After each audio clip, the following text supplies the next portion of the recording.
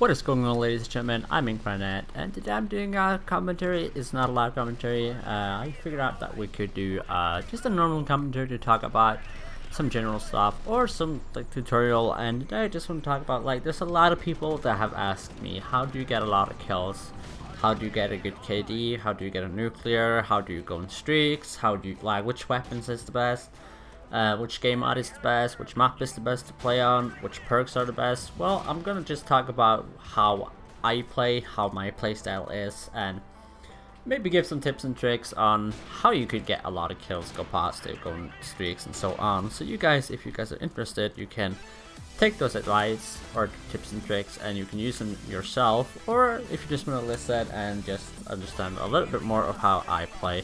And maybe you can like combine it with your playstyle, or you can like compare it and see what I'm doing wrong or what you're doing wrong, what you're doing right, what I'm doing right. And yeah, you can give me some tips, I can give you guys some tips, which is we will both benefits from that, I guess.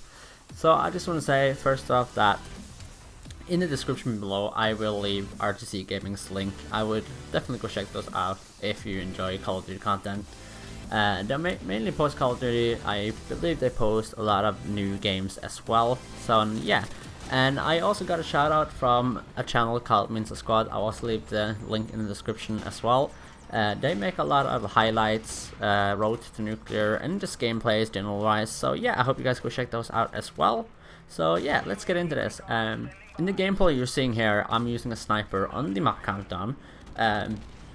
One of the most important things to get a lot of kills is choosing the right weapon, the right class for the map you're getting. I'm playing Countdown. A lot of you would say, why don't you just use the M16 or the XMLR?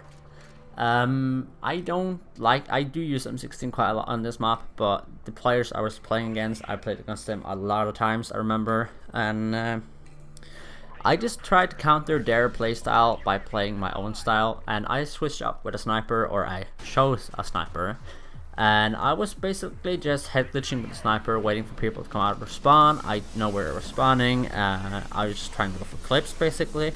I'm not a good clipper, I'm not a guy that gets a lot of clips, basically. I'm not a montage maker, but I'm trying to do my best. But I'm pretty decent when it comes to a sniper. I know how to snipe, I know how to handle a sniper, and I know how to kill people with a sniper basically. So yeah, I chose a sniper for this gameplay, and the map itself is when they're spawning, they're either spawning on the hangars on the top of the map or on the bottom of the map. It doesn't really matter where they're spawning, but just know which location you can stand in, where spots are. There's a lot of head glitches you can use. For example, I don't always use a head glitch when I do this, but it definitely comes in handy, and I just stand on top of the hatches, or I stand on, like, I'm head glitching behind a dumpster looking thing.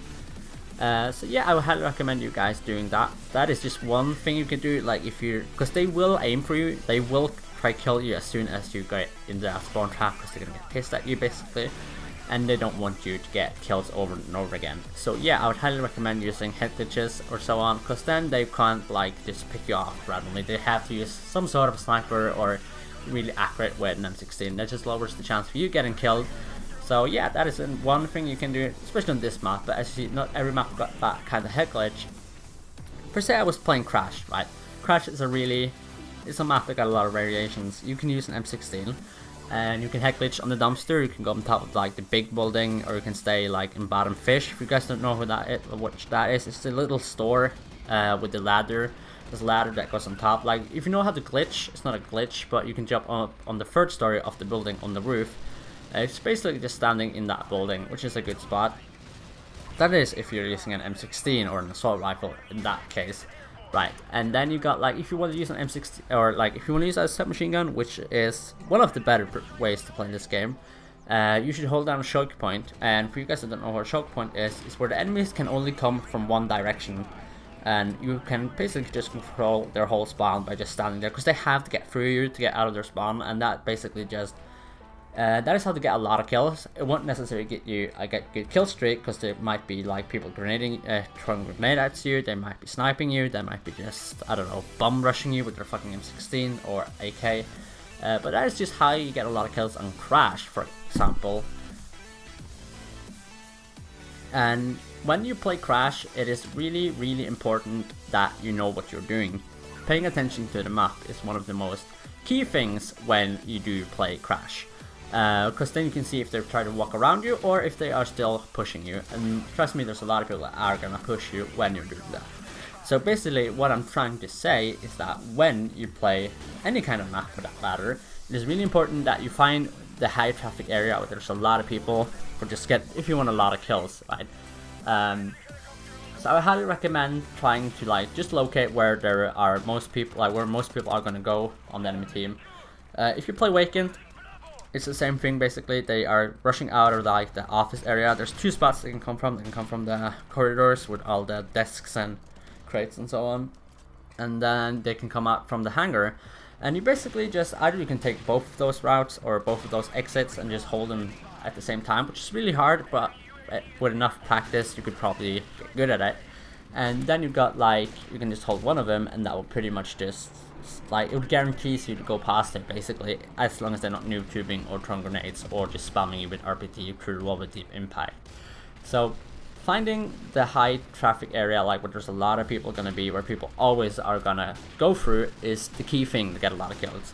Basically you need to know how you can navigate through the map and know where the enemies are always going to be. For example, I don't play a lot of I play a lot of solo, so I need to like set up my playstyle to play solo. If I'm playing with a full party, I'm probably not going to do as well because other people are going to take my spots, right?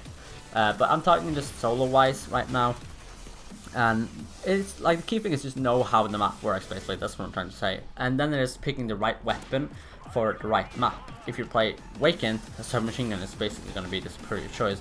If you play Overgrown, an M16 is going to be the best thing for you probably, or you can use an AK, like the AKI assault rifle, or you can use an XMLR, or you can use like the BOS-14. So choosing the right weapon for the right map is one of the most important things. Learning how to use the map, like the minimap and the radar and the UAV, and yeah, and so on and so on. You could also when you get a helicopter, don't use the helicopter, wait till you die, then use the helicopter. That will also get you a lot of kills because it would work towards your next streak. So yeah, that is also one good thing you can do. And it is really, really crucial, like this is not crucial, but a headset it's going to make your day way, way, way easier. It's just gonna, because you don't need a radar to like find out where people are if they're close enough to you. Because if they're sprinting with that silence, you can hear them really easy. And you could like if you play with a headset, you can use like a week to get used to it. And say you play Overgrown and you're standing in the house with a turret in it, and you hear like somebody's walking on wood. Where's the closest place with wood, right? And that would probably be the bridge with a tin roof on top of it. And you could like, okay, he's coming from the wooden bridge, which is gonna be easier for me because now I know where he's coming from. So yeah, that's really, really important as well. Using a headset is definitely the best thing. And there's a lot of people that actually think getting a scuff controller or a controller freak is something that is gonna improve the game. And of course it's gonna improve the game, but it's most likely you need to be good from before. Like you need to have some sort of skills, or you're gonna have some sort of skill set to actually be using a control freak or a scuff, because you're not gonna get instantly good for using a scuff or control freak, right?